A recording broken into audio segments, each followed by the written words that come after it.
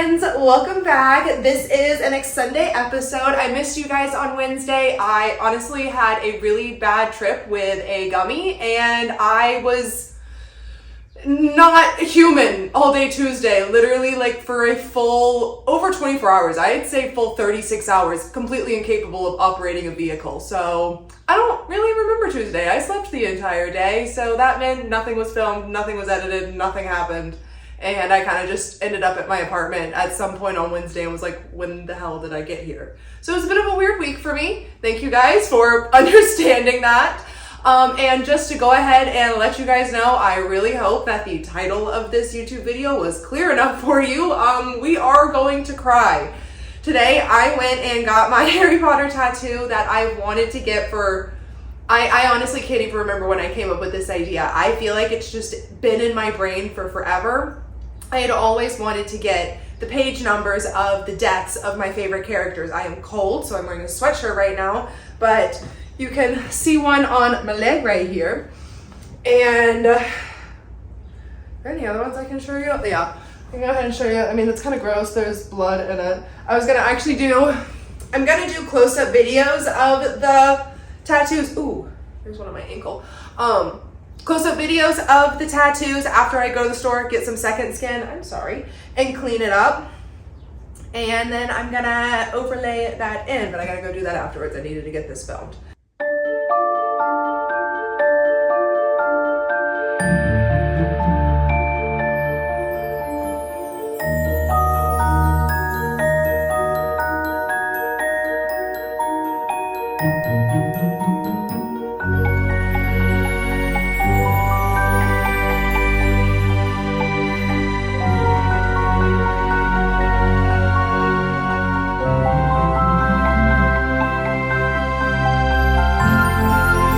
So let's cry together.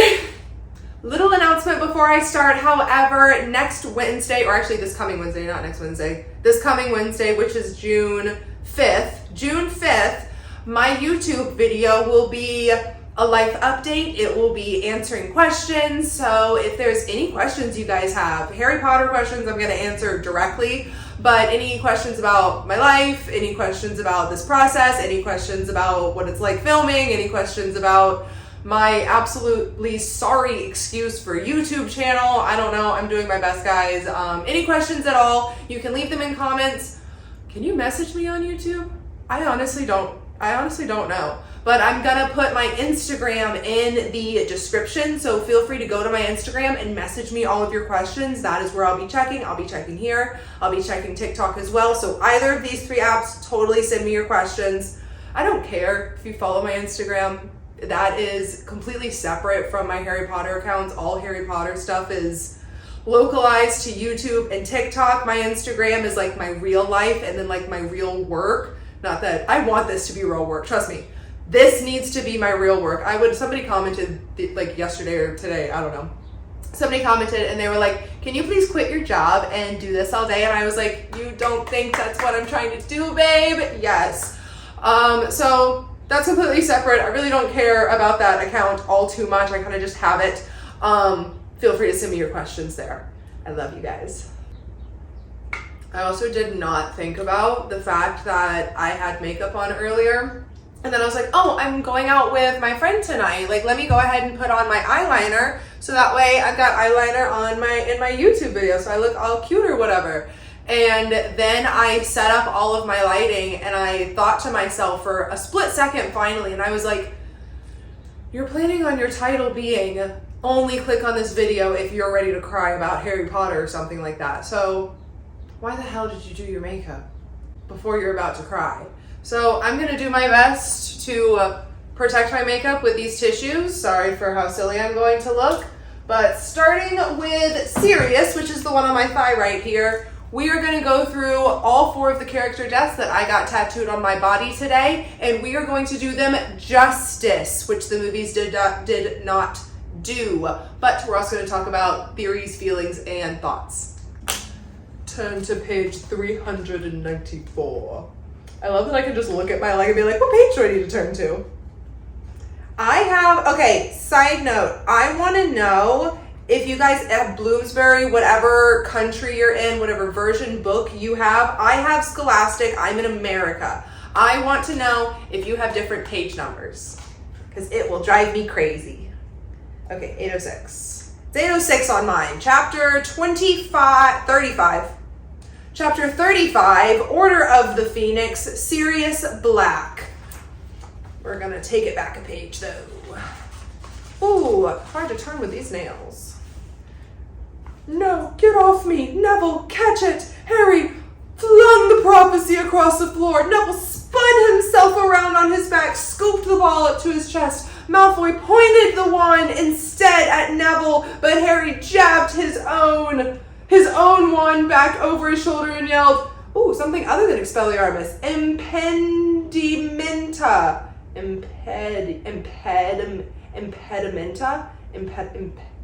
Impedimenta. Malfoy was blasted off his back. As Harry scrambled up again, he looked around and saw Malfoy smash into the dice on which Sirius and Bellatrix were now dueling. Okay, so like the raised ground.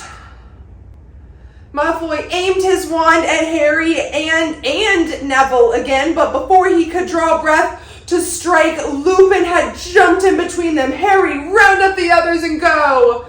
Harry seized Neville by the shoulder of his robe, lifted him bodily onto the first tier of the stone steps.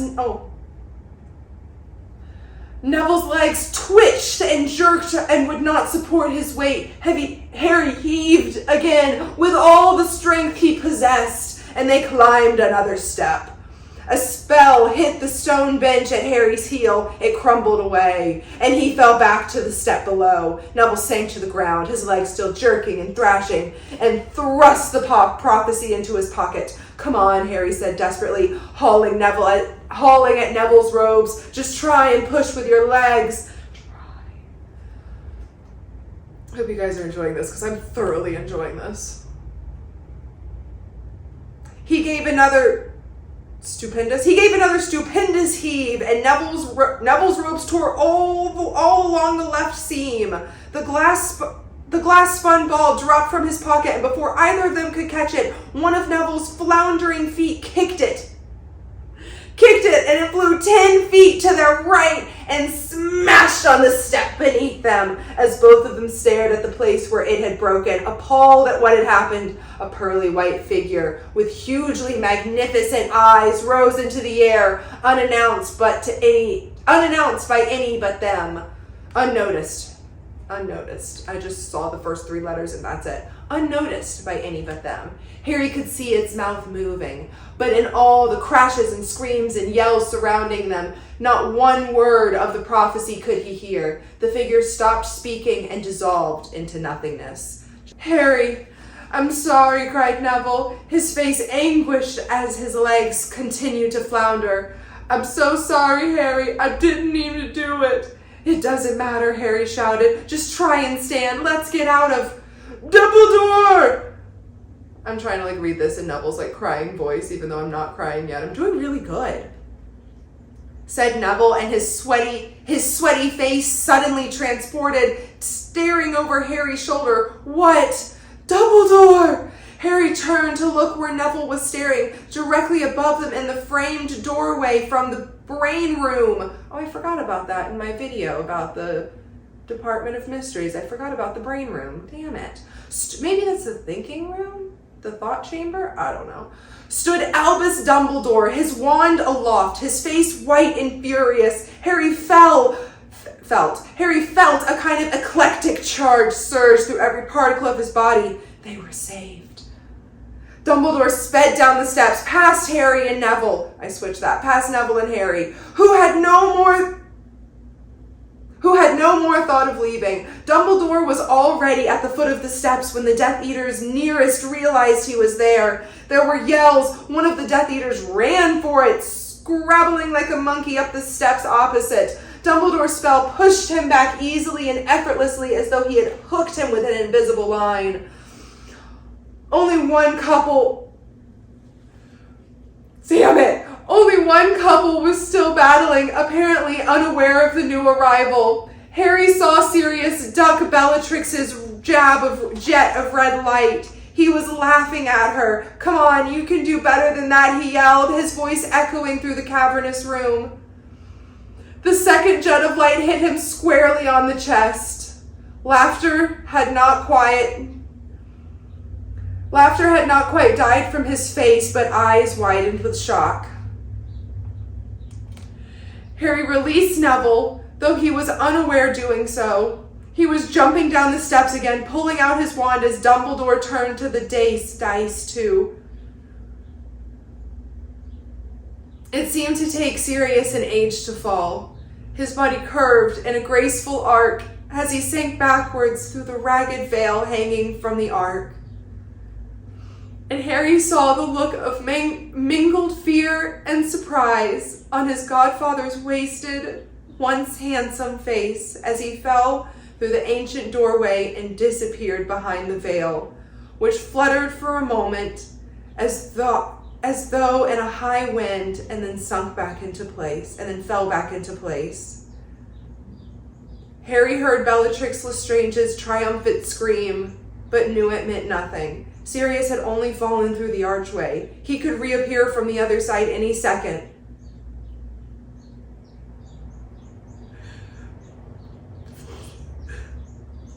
But Sirius did not reappear.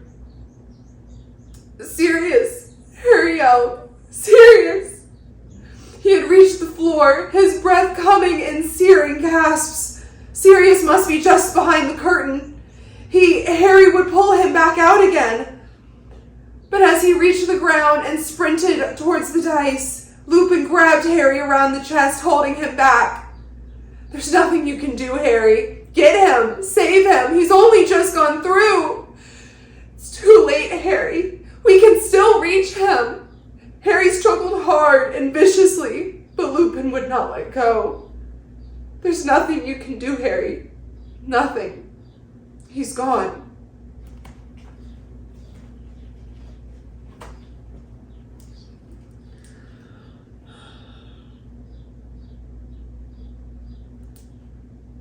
You don't know this trick.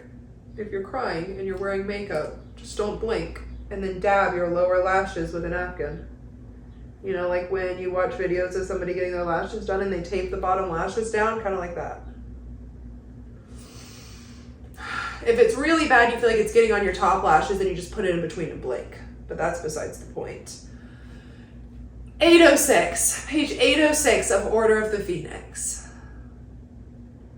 Now the movies, I do know that in a behind the scenes cut, I watched something. I know something about how they had to cut out Harry's screams and make that scene silent because his screams were so violent and raw and genuine that it was just they didn't feel like people could handle it. So they muted it, they cut out his screams because they were so powerful, and I would give anything to hear Daniel Radcliffe scream like that. I would love to hear that audio. I wonder if it's online and I just haven't looked. But anyway, Bellatrix did not hit Sirius with Avada Kedavra. She hit him with a red light. That was the last detail that we got. All we know is that her spell pushed him into the veil.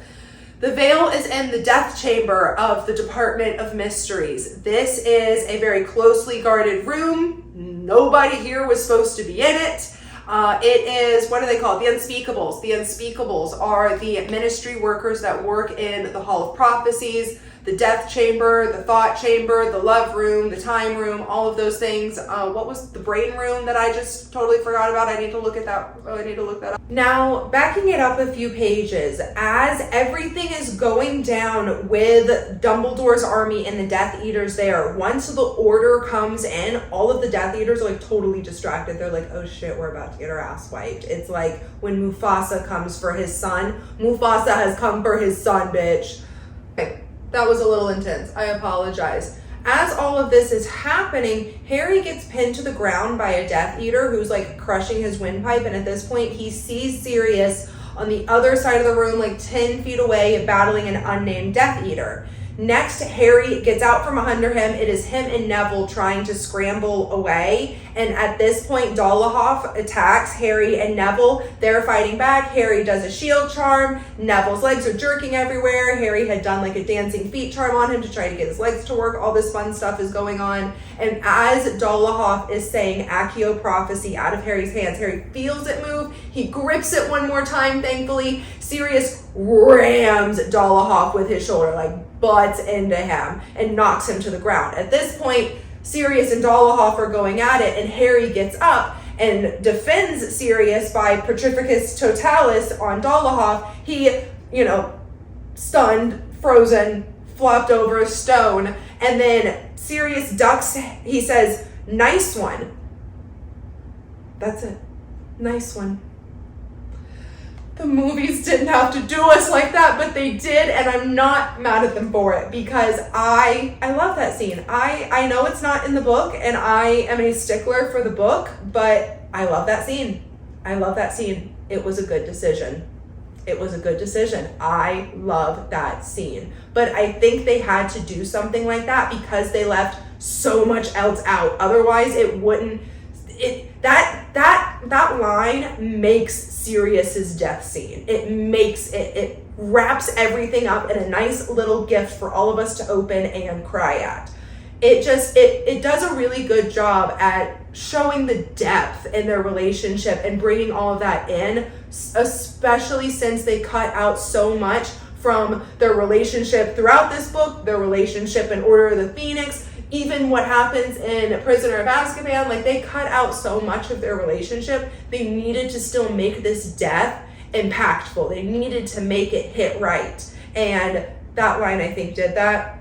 I would have liked a little bit more background, though. At this point, Sirius tells Harry, "Nice one," ducks his head down so they dodge stunning spells, and then he tells Harry, "You need to get out of here." They duck. Then he's like, "Get Neville and get out right now." So Harry, at this point, takes Neville and leaves. And Sirius immediately goes to start dueling Bellatrix. Then we go to the scene where Harry and Neville are struggling up the stairs, and then we get to what I had just read you. That is my thoughts and feelings on Sirius's death. I really think that... I don't know. Like I said, I like that scene in the movies, but they cut out so much of their relationship that I don't think that, yes, I hate being you need to read the books, but to understand the context, to understand the depth of their relationship, to understand how Harry was so alone for so long, and then he finally had somebody fighting. I mean, everybody's fighting for him. Everybody's defending him. A lot of people love him. But to have somebody that's family, actually supposed to be family. But then that kind of loops me into the point of he didn't look at Lupin the same way. And I know that Sirius and James were like brothers because they lived together and they were closer than he was with Lupin. But I just wish Harry and Lupin had a deeper relationship as well, but that's a completely different side tangent. Honestly, the reason I didn't do Lupin and Tonks's death was because I couldn't think of a fifth place. I just couldn't think of a fifth place where I wanted it. And I really liked these four places. This was where I wanted it to be. And I picked the top four. Moody didn't make it. Dumbledore didn't make it. I wasn't going to get every single character's death on my body. I mean, I love this size and I'm really happy with it. But I got a decent sized tattoo. I didn't get teeny tiny tattoos. If I did teeny tiny tattoos, I probably would have done every character's death. But I also never wanted to do a list. I wanted to do a sort of patchwork, mirror work across my body. I, in all honesty, have a plan to have full body tattoos, but I don't want them until after a couple significant periods in my life. I just want to be 40 getting full body tattoos. In all honesty, I want to be 40 getting full body tattoos. So I'm just doing little ones here and now that I know will play into my long-term plan. And this was my long-term plan, to get 4 of them in this place. So also, when I went in and got the tattoos, I originally looked at his name was Rusty. I looked at Rusty and I was like, I really don't care which one goes where. I just want them in these places. And then as I stood there for a split second, I was like, wait, no, I want Dobby close to my heart. And then once Dobby was categorized, I was like, okay, well, what about Snape? Snape was Dumbledore's right-hand man, so he went on my right arm. Dobby's back here, it's close to my heart. And then I was like, okay, well, what about Fred? Does Fred go on my leg or on my hip?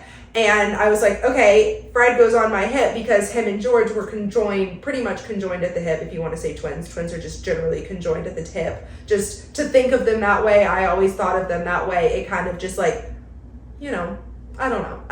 To me, that like makes sense. To me, it almost like completes something that's missing.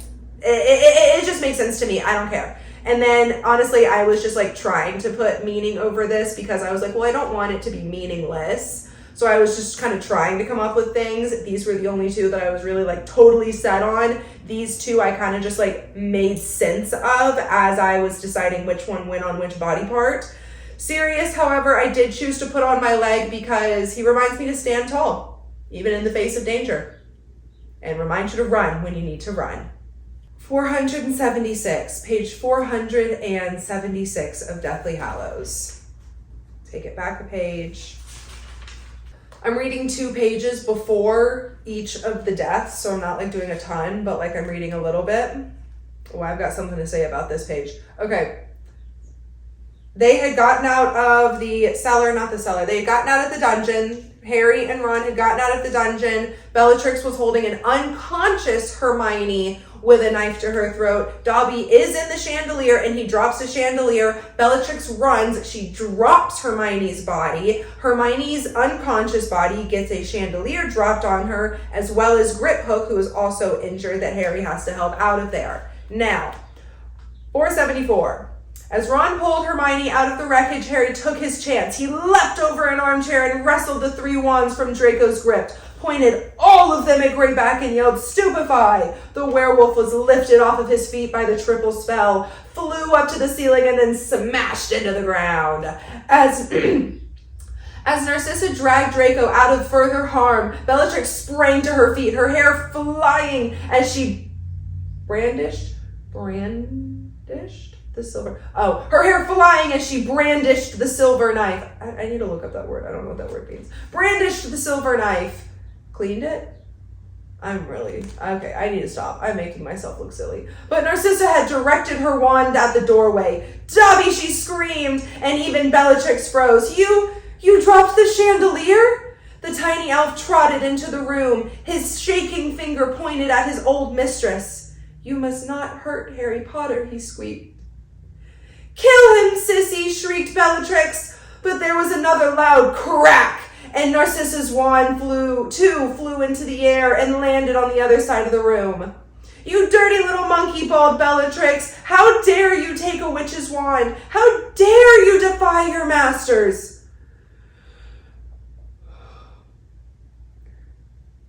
"Dobby has no master," squeaked the elf. "Dobby is a free elf, and Dobby has come to save Harry Potter and his friends." Harry's scar was blinding him with pain. Dimly he knew that they had moments, seconds before Voldemort was with them. "Ron, catch and go," he yelled, throwing one of the wands to him, and then he bent down to tug Griphook out from under the chandelier, hoisting the groaning goblin who still clung to the sword over one shoulder. Harry seized Dobby's hand and spun on the spot to disapparate. As he turned into darkness, he caught one last view of the drawing room, of the pale, frozen figures of Narcissa and Draco, of the streak of red that was Ron's hair, and the blur of flying silver. As Bellatrix's knife flew across the room at the place where they were vanishing. Bill and Fleur's Shell Cottage, Bill and Fleur's. He had disappeared into the unknown. All he could do was repeat the name of the destination and hope that it would suffice to take him there. The pain in his forehead pierced him, and the weight of the goblin bore down on him. He could feel the blade of the Gryffindor sword bumping against his back. Dobby's hand jerked at his. He wondered whether the elf was trying to take charge to pull them in the right direction,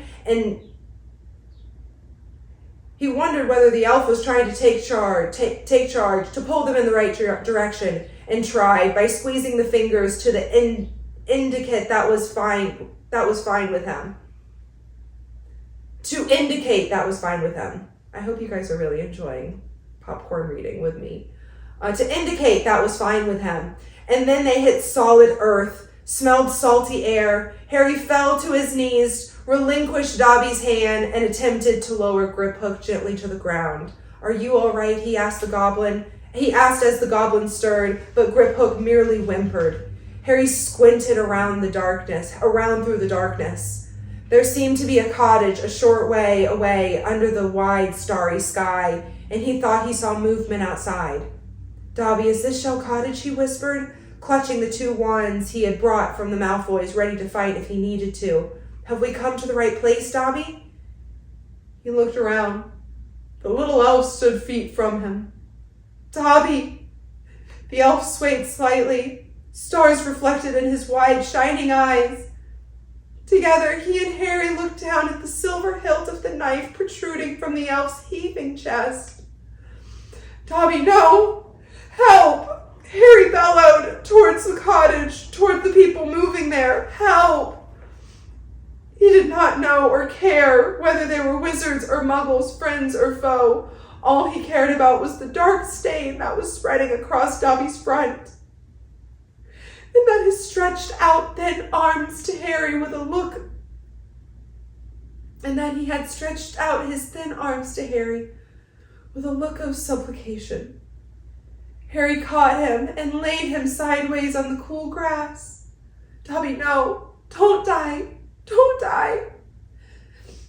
The elf's eyes found him. His lips trembled with the effort to form words. "Harry Potter." And then with a little shudder, the elf became quite still, and his eyes were nothing more than great glassy orbs, sprinkled with the light from the stars they could not see.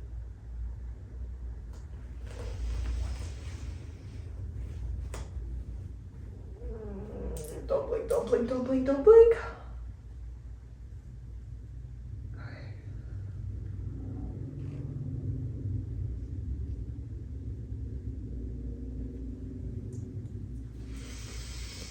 And let's all collect ourselves. First of all, I had a comment recently that asked me to talk about the thin, what's the right word? Symbolism, parallel, basically the racism with the elves and all of the magical creatures and all of the people that are treated as less than. I was asked to talk about that. I have not been able to start the development of that paper theory. I need to obviously be very careful and considerate and take it incredibly seriously. But reading that line from Bellatrix, especially when talking about an elf, no, that really upset me. That really upset me. I forgot about that. I completely forgot about that line. I completely forgot about that line. And reading that this morning when I was double checking all the page numbers to make sure that I was doing the right thing, I was appalled. I was like, oh my God, no. Why? Like, okay, so there's that, first of all. Don't like it. Second of all, it was nighttime when they arrived at the Shell Cottage. Nighttime. I would have loved to have sobbed at the image of the stars in Dobby's eyes. Granted, did they make this decision because it was easier for CGI? We've done crazier things, you know? So I think it totally could have been done.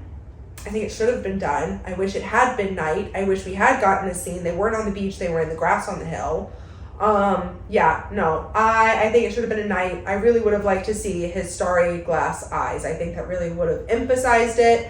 And I think it would have helped add to the emotions of the scene, especially because they add in the line in the movies, such a nice place to be with friends. They add that into the movies. Why? To make his death actually hit right, to make it impactful the way it should be impactful. Because of all of the times that we missed out on Dobby and Harry's relationship. promise me one thing, Dobby. Never try to save my life again. I need to open that again. But like, I just promise me one thing, Dobby. Never try to save my life again. That just always got me. I cry so much at that scene. Just because then I think about all of this. But honestly, reading Dobby's funeral gets me way more than like reading his death, honestly. But page 636 of Deathly Hallows, we come across Fred next. Also, side note to like totally like cut the mood, this is a wonderful little thing. It was like $8 on Amazon. If you let me, I like have a mirror behind my phone for when I film. You should see my setup. It's actually obscene. But look at this thing. Okay, I got this off Amazon. It was like $8 and I can hold my books open so easily. It's so wonderful. And I can just, cause like it's so, and it's hard with my nails and my hands are tired, and it was only $8. Maybe it was like 10, I don't know. But it wasn't expensive. You just gotta get it in there. And I really like this color. I'm sure they had different colors. A clear one probably would be really smart. I just want it to be cute. Should I put together an Amazon Associates link and put that in my TikTok bio for you guys so you can get stuff like this? Because that would honestly help me financially, obviously, because that would help me be able to like make videos. If like, I'm not gonna influence or sell you guys or like buy shit. It would literally only be things that I already own and use from Amazon, because I would never sell you guys something that I don't own and use myself. So I'm not just gonna buy things off of Amazon just to put shit on my page and influence you guys. It will literally just exist as a link in my TikTok bio, and if you happen to go through it and see something that you happen to need at the moment, just know that I personally do thorough research before buying anything, and I'm a health freak, and I don't keep paper towels in my house because, granted, this toilet paper is kind of exposing me. I didn't order, it's like more expensive, but like we're not going to talk about the credit card issues I was having like a couple months ago. But anyway, I didn't order that toilet paper, and I got store-bought toilet paper. But like everything in my house, I'm such a freak about plastics, materials, chemicals, bleach. Like I won't use paper towels because they're bleach. So I did insane research on good kitchen towels that are really good reusable, and I found really awesome towels on Amazon. So I don't go on Amazon to just buy things off of Amazon. I do my research, and if something is better elsewhere, I buy it elsewhere. But if Amazon is genuinely the best price and the best product, I buy it. So I feel like that's a pretty solid opinion, and I'm not selling you on anything. So if it's just things that like I own, use, and love, like nothing I've returned, nothing I had and then never used, like even like this light that I use, I have 4 lamps. I have 4 lamps for this setup, just so you guys know. But like even the light that I use for this, granted it kind of annoys me because it's a plug-in, but like it's actually really useful, but it does annoy me because it's limitations because it's a plug-in. But then you don't have to charge it. And then the other one I had so many issues with because it had to be charged. Keep it classy, sir. Okay, enough with the side tangent. I apologize. Back to the book. Page 300. Dyslexia, 636 of Deathly Hallows. We have just left the room of requirement. I'm on page 634.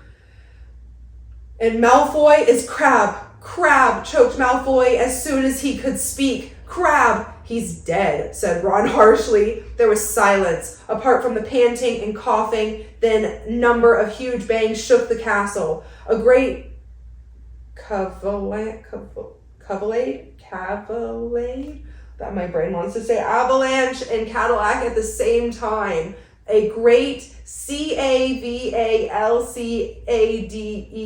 cavalcade of transparent figures gallop past on horses, their heads screaming with bloodlust under their arms. Harry staggered to his feet when the headless Hun had passed and looked around. The battle was still going on all around him. He could hear the screams from those of the Of the retreating ghost, panic flared within him. "Where's Ginny?" he said sharply. "She was here. She was supposed to be going back into the room of requirement." "Blimey. You'd reckon it still work after that fire?" asked Ron, but he too got to his feet, rubbing his chest, looking to the left and right. "Shall we split up and look?" "No," said Hermione, getting to her feet too. Malfoy and Goyle remained slumped hopelessly on the corridor floor. Neither of them had wands. "Let's stick together. I say we go." "Harry, what's that on your arm?" "What? Oh yeah." He pulled the diadem from his wrist and held it up. It was still hot, blackened with the soot. But as he looked at it closely, he was just able to make out tiny words etched upon it. "Wit beyond measure is man's greatest treasure." What? Like, that's so good. Why didn't we get that in the movie? I'm sorry. A blood-like substance, dark and tarry, seemed to leak from the diadem. Suddenly, Harry felt the thing vibrate violently and then break apart into his hands. You get a piece, Gretchen Wieners."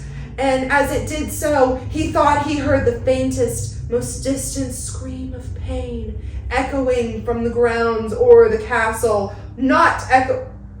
echoing not from the grounds or the castle, but from the thing that had just fragmented in his fingers. "It must have been the fiend fire," whimpered Hermione, her eyes on the broken pieces. "Sorry, fiend fire, cursed fire. It's one of the substances that destroy Horcruxes. But I would never have dared use it. It's so dangerous. How did Crabbe know how to?"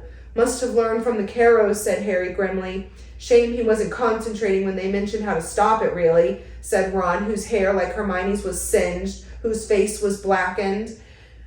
"If he hadn't tried to kill us all, I'd be sorry he was dead."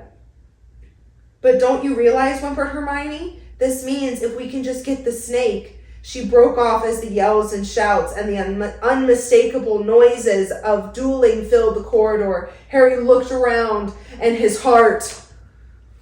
Oh, wow, I was far back. Seemed to fail. Death Eaters had penetrated Hogwarts. Fred and Percy had just backed into view, both of them dueling masked and hooded men. Harry, Ron, and Hermione ran forward to help. Jets of light flew in every direction. The man dueling Percy backed off fast. His hood slipped. They saw the high forehead and streaked hair. "Hello, Minister," bellowed Percy, sending a neat jinx hit straight at Thickness, Mr. Thick, who dropped his wand and clawed at the front of his robes, apparently in discomfort. "Did I mention I'm resigning?" "You're joking, Perce," shouted Fred. No. I was enjoying the moment. I forgot where I was. "You're joking, Perce," shouted Fred, as the Death Eater he was battling collapsed under the weight of 3 separate stunning spells. Mr. Thick had fallen to the ground with tiny spikes erupting all over him. He seemed to be turning into some form of sea urchin. Fred looked at Percy with glee. "You actually are joking, Perce. I don't think I've heard you joke since you were..." The air exploded. They had been grouped together. Harry, Ron, Hermione, Fred, Percy, the 2 Death Eaters at their feet, one stunned, the other transfigured. In that fragment of a moment, then, when danger seemed temporarily at bay, the world was rent apart. Rent apart? Is that a typo? The world was rent apart. Hey, people with other books, in this line on 636, and like mine's towards the bottom down here, when the world was rent, R-E-N-T, rent apart, Harry felt himself flying through the air, and all he could do was hold as tightly as possible to that thin stick of wood that was his one and only weapon, and shield his head and his arms. He heard screams and yells of his companions without a hope of knowing what happened to them, and then the world dissolved itself into pain and semi-darkness. Harry was half buried in the wreckage of a corridor that had been subjected to a terrible attack. Cold air told him that the side of the castle had been blown away. Hot stickiness on his cheek told him that he was bleeding copiously.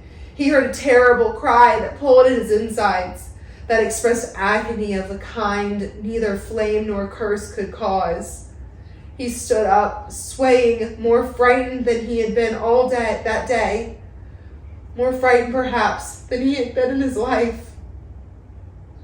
Hermione was struggling to her feet in the wreckage, and 3 red-headed men were grouped on the ground where the wall had blasted apart. Harry grabbed Hermione's hand. As they staggered and stumbled over stone and wood, "No, no, no," someone was shouting. "No, Fred, no!" Percy was shaking his brother, and Ron was kneeling beside them, Fred's eyes staring without seeing. The ghost of his last laugh still etched upon his face.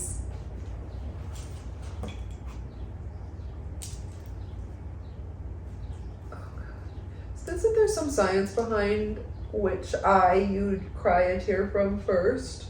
It seems to be my left eye every time. It has the bigger tear. I'd love to know.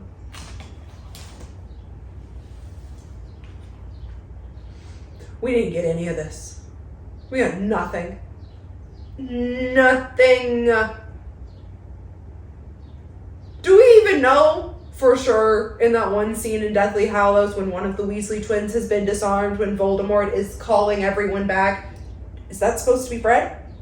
Because I've always assumed that was Fred. That was their explanation of Fred dying, of him being Expelliarmus, disarmed, that's the word, disarmed in that moment. But nothing, just his body. Just his body. Harry had never been more scared in his life. A scream that could not come from pain, from a curse, or what did it say? What was that line? Hold on. It says, "And then he heard a terrible cry that pulled at his insides, that expressed agony of a kind neither flame nor curse could cause." My phone's crooked. God damn it. Does anybody know how to handle phone storage issues? Because my phone is 200 gigabytes. 200 gigabytes. I have 2,000 photos. That's it. 2,000 photos and videos on my phone. I used to have 20,000. Somehow I used to have 20,000 photos and videos on my phone. And I ran out of space in storage. So I got a flash drive and I offloaded everything. How? Literally, I have deleted Google Drive, Gmail, my editing apps. I delete everything off of my phone just to film for these, just to do my TikToks. Half the time I can't even post a TikTok because I run out of storage. I need to shut up right now because I might run out of storage. I don't understand how my phone doesn't have storage. I have 200 gigabytes. How is 2,000 photos taking up 41 gigabytes? And how is TikTok taking up 39 gigabytes? I just cleared my cache and did all that fun stuff. But there is nothing else on my phone. Those two combined make up 100 gigabytes. It actually doesn't even add up when you look at all of the millibytes that the rest of my apps have. The next highest one is Spotify with 7 gigabytes. That still only gets us to the 100 gigabytes. What's the other 200? It's 250. I think I have 250 gigabytes. No, I have 230. I have 230 gigabytes. What the hell is the other 130 gigabytes? Where the hell is all my phone space? Good news, guys. My dyslexia did not mess up any of my tattoo numbers, and all of my tattoos are correct. I was actually genuinely terrified to check this, but now I have checked all 4, and they are all correct. I am thoroughly relieved. I was so scared. I knew somebody that got a wrong tattoo one time, and tragic. Anyway, we're going to move on from that tangent on how I always have to stop filming and how it makes my life complicated for seemingly no reason. We are now on our last death, Severus Snape. Okay, I'm going to be rushing because I keep running out of phone storage and I'm getting really fucking angry. 658, Snape's death. My lord, the Elder Wand cannot serve me properly, Severus, because I am not its true master. The Elder Wand belongs to the wizard who killed its last owner. You killed Albus Dumbledore. While you live, Severus, the Elder Wand cannot truly be mine. My lord, Snape protested, raising his wand. It cannot be any other way, said Voldemort. I must master this wand, Severus. Master the wand, and I master Potter at last. And Voldemort swiped the air with the Elder Wand. It did nothing to Snape, who for a split second seemed to think he had been reprieved. But then Voldemort's intention became clear. The snake's cage was rolling through the air before Snape could do anything more than yell. It had encased him, head and shoulders, and Voldemort spoke in Parseltongue, "Kill." There was a terrible scream. Harry saw Snape's face losing the little color it had left. It whitened as his black eyes widened, as the snake's fangs pierced his neck as he failed to push the enchanted cage off of himself, as his knees gave way and he fell to the floor. "I regret it," said Voldemort coldly. He turned away. There was no sadness in him, no remorse. It was time to leave this shack and take charge with a wand that would now do his full bidding. He pointed it at the starry cage holding the snake, which drifted upward off Snape, who fell sideways onto the floor, blood gushing from the wounds in his neck. Voldemort swept from the room without a backward glance, and the great serpent floated after him in its huge protective sphere. Back in the tunnel and in his own mind, Harry opened his eyes. He had drawn blood biting down on his knuckles in effort not to shout out. Now he was looking through the tiny crack between crate and wall, watching a foot and a black boot trembling on the floor. "Harry," breathed Hermione behind him, but he had already pointed his wand at the crate blocking his view. It lifted an inch into the air and drifted sideways silently. As quietly as he could, he pulled himself into the room. He did not know why he was doing it, why he was approaching the dying man. He did not know what he felt as he saw Snape's white face and the fingers trying to staunch the bloody wound at his neck. Harry took off the invisibility cloak and looked down upon the man he hated, whose widening black eyes found Harry as he tried to speak. Harry bent over and Snape seized him at the front of his robes and pulled him close. A terrible rasping, gurgling noise issued from Snape's throat. "Take it. Take it." Something more than blood was leaking from Snape. Silvery blue, neither gas nor liquid. It gushed from his mouth and his ears and his eyes. Harry knew what it was, but did not know what to do. A flask conjured from thin air was thrust into his hands by Hermione. Harry lifted the silvery substance into it with his wand. When the flask was full to the brim, Snape looked as though there was no blood left in him, and his grip on Harry's robe slackened. "Look at me," he whispered. "Look at me." The green eyes found the black, but after a second, something in the depth of the pair seemed to vanish, leaving them fixed, blank, and empty. The hand holding Harry thudded to the floor, and Snape moved no more. "He didn't say you have your mother's eyes." But I mean, they said it enough in the movies that I guess people would have gotten it. But again, make the death more dramatic. And I mean, yeah, I guess people wouldn't have really particularly liked, seeing a substance. Why is there so much dust on this? Seeing a substance. Oh, I'm so distracted right now, trying to distract myself from my emotions. This is what I do in therapy. Ew, that's not. Oh my God. I'm so sorry. Anyway, I don't even remember what I was saying. This should have been in the Shrieking Shack, not the boathouse. So let's just loop back over to that. Shrieking Shack. This all happened in the Shrieking Shack. Oh, I know what I was saying. Yeah, it would have been pretty scary to see that liquid oozing from like his ears and his mouth and stuff like that. So I understand why they went with tears. But Hermione could have been quicker with the flask. They didn't need to do it like that, but I don't know. It should have been in the Shrieking Shack because the Shrieking Shack is so important to this entire storyline. This would be the most beautiful, it is in the books, it is the most beautiful loop from Prisoner of Azkaban to Deathly Hallows. It's amazing. I love the parallels in Prisoner of Azkaban to Deathly Hallows, and that is why Prisoner of Azkaban will always be my favorite book. A, because it was my favorite when I was 9, and the nostalgia, and I will never not feel like I'm 9 years old when I'm reading it. But B, the parallels between that one and this one. It's so good. So good. But yeah, no, that's how I feel about Snape. I'm really worried I'm going to run out of more storage. I'm really frustrated with this issue, so if anybody has some solutions, I would love to know. I feel like I just need to like have my full phone reset, but I really feel like, I don't know. Anyway, I need to get off of this tangent.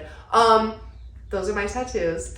Thank you guys so much for watching and listening and crying with me and for enjoying this video with me, because I really enjoyed making it and I felt like it was really special. And yeah, I know if you watch my TikTok, I really pour my heart out on how much this means to me. But like I said, I've wanted these tattoos for as long as I could possibly remember. This was always going to be the Harry Potter tattoo that I would get.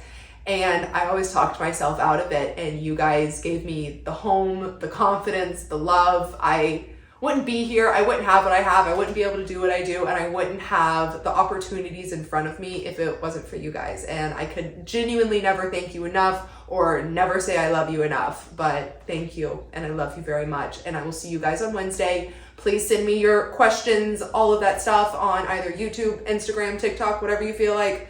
I love you all. Have a great day.